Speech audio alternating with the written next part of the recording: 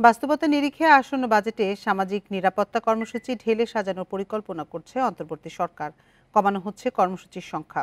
উপকারভোগী বাছাইয়ে স্বচ্ছতা আনার পাশাপাশি কিছুটা বাড়ছে মাথাপিছু বরাদ্দ।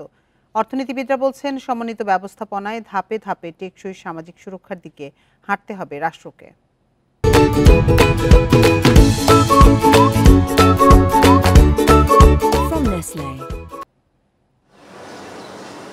দেশের ২৬ মন্ত্রণালয়ে ১৪০টি কর্মসূচির মাধ্যমে সামাজিক নিরাপত্তা কর্মসূচি বাস্তবায়ন হচ্ছে।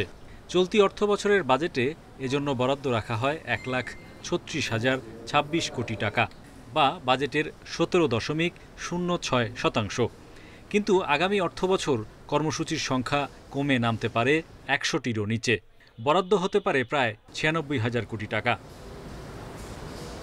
চলতি বাজেটে সামাজিক নিরাপত্তা খাতের বরাদ্দের মধ্যেই অবসরপ্রাপ্ত সরকারি কর্মীদের পেনশনে ৩৬,৫৮০ কোটি টাকা, সঞ্চয়পত্রের সুদে ৮,৮২৮ কোটি টাকা সহ আরও কিছু খরচ যুক্ত আছে। বিভিন্ন এখানে কার্যক্রম আছে। কিছু কিছু কার্যক্রমকে আরও একটু সুসংবদ্ধ করে একটা জায়গায় নিয়ে আসা, এটাও আমাদের করতে হবে, যাতে করে এটার অ্যাডমিনিস্ট্রেশনটার খরচও কম হয়, এটা আরও এফেক্টিভও হয়। আর ক্রমান্বয়ে আমাদের সোশ্যাল সেফটি নেট থেকে সোশ্যাল সিকিউরিটির দিকে যেতে হবে, যাতে একটা সবার জন্য ন্যূনতম একটা সুরক্ষা সমাজ দিতে পারে, রাষ্ট্র দিতে পারে। চরম দরিদ্রদের জন্য ৩৮টি প্রকল্পে আগামী বাজেটে ৫২,০০০ কোটি টাকা বরাদ্দ থাকতে পারে, যার আওতায় বয়স্ক, বিধবা, প্রতিবন্ধী সহ কয়েকটি খাতে ভাতা বাড়ছে মাথাপিছু ৫০ থেকে ১০০ টাকা। খাদ্যবান্ধব কর্মসূচিতে স্বল্প মূল্যে ৫৫ লাখ পরিবারের জন্য ১০ লাখ টন চাল বরাদ্দ হতে পারে। পরিকল্পনা উপদেষ্টা বলছেন, অনিয়ম ও রাজনৈতিক প্রভাবে সামাজিক কর্মসূচিতে যুক্তদের ছাঁটাইয়ে জোর দেবে সরকার।